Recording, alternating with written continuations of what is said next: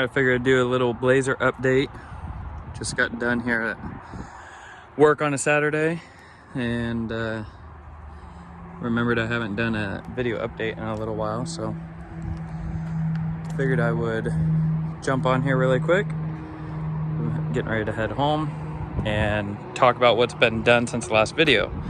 I think the last video we had just gotten the floor in, and I think there was the two pieces. I don't think this was even yet in the vehicle. Also, last video I said I was going to put some pictures in, and I never ended up doing it. So hopefully in this video I will put in some pictures of this floor process, because I kind of want to be able to look back and see and remember exactly how I did everything under here. But just to update, this floor is in and bolted down. It's not going anywhere. It's 2 layers thick. This is 2 layers thick here. These feet are another 3 layers thick, 2 layers thick, and then 2x6 going across for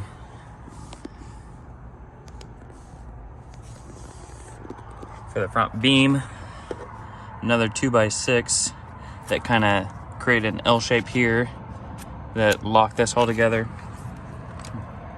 Here's the footing that brought this all level, and then everything was filled under here. So I left this one open literally just so I could make sure I get this on video. I'm gonna come in here and put another trim piece in so that this is completely covered up and then sealed all the way down to the floor, just for the tiny bit of extra strength here on the outside. Not that it needs it.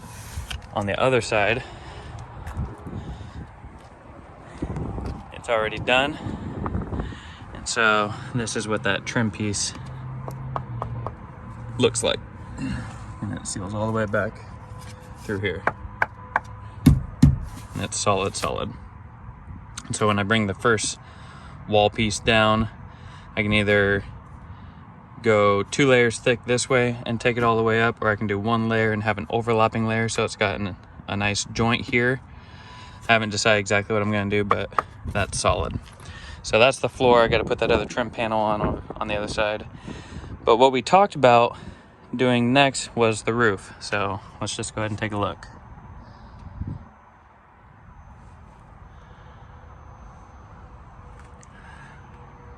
There's kind of a lot going on there, so let me explain. This is, I think, where I need to put in some pictures of the roof,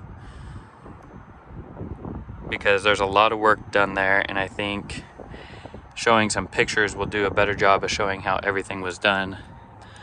But as you can see, there's 2x4s in each of these sections here, and there's 10 boards. They were all Kreg jigged together, and then they had a natural curve to form fit to the roof. And then each one of these sections got a full 28-ounce tube, a PL3X, and then they got held in place with jacks and everything until they cured. And that was done for each one of these 4 sections. So starting in the back and working my way forward. Once those were all in place, all these channels right here need to be filled in, the cracks like in between here. And so I went through and filled these beams all with more PL3X. And then we had the natural curvature. I didn't want that. I wanted the top of my box to be flat.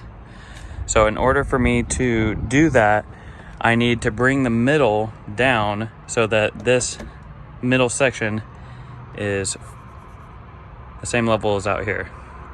And a 3/4 of an inch is what got me there.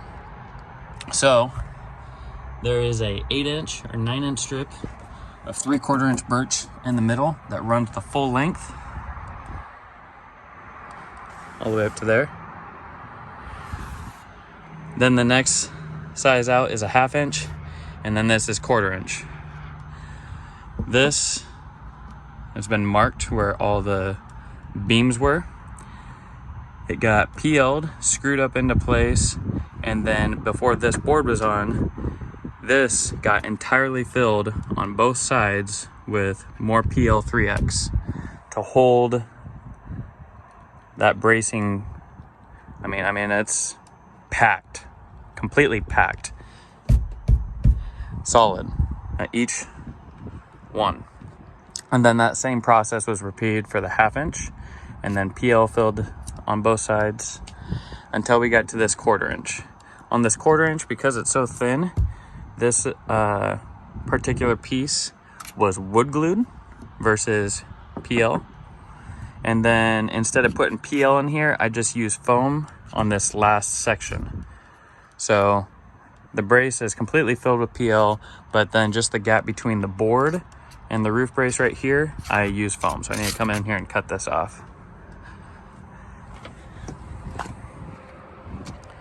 It's kind of a long-winded explanation of the roof, but there's a lot of work that went into that. And you can see the PL up here. And this is, 2.5 inches thick right here so far, or 2.25 inches thick. And then when the full, this allows me now to put in a full flat sheet from the rear all the way to the front window beam on the front windshield. And it's gonna be super solid the entire length of the car, and that'll be about 3 inches thick. And then that full sheet will come out to here, and then I'll come in and fill the rest of this gap with more PL and line me up to my first sidewall piece that will come up, and then a 45 here in the middle.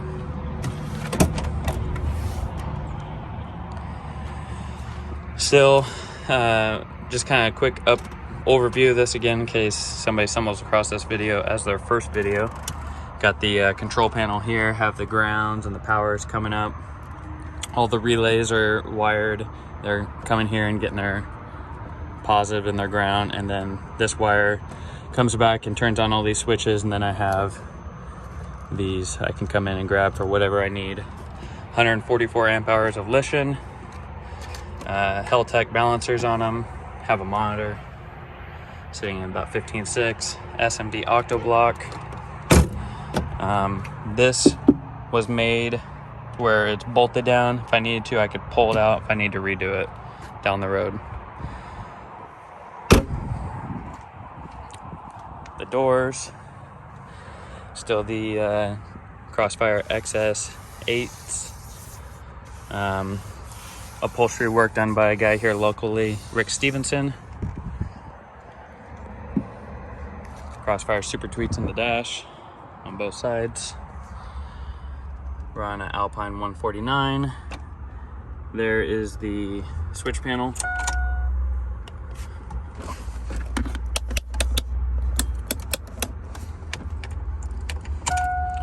Got the shitting on bass knob.